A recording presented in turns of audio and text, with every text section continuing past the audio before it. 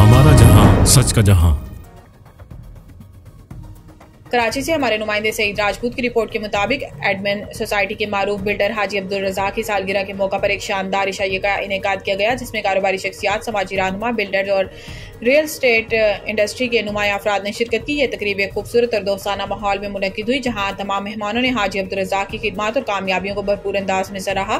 तकरीब के शिरका में human rights and social reform Sindh के finance secretary Afan Abdul Jabbar, admin properties के मालिक उसामा नासिर बमामला, बिल्डर सुफियान सुहेल पीतलवाला, बटला प्रॉपर्टीज के मालिक Hasan Batla, Mubashir Batla, search point real estate के मालिक मोहम्मद खुरम, SS इंटरप्राइजेस के मालिक शारिक पटना, आतिफ पटना, शकील एस्टेट के मालिक हमजा शकील और अहमद शकील शामिल थे। इसके अलावा मुख्तलिफ कारोबारी हलकों से ताल्लुक रखने वाले अफराद और अहम समाजी रहनुमा भी मौजूद थे।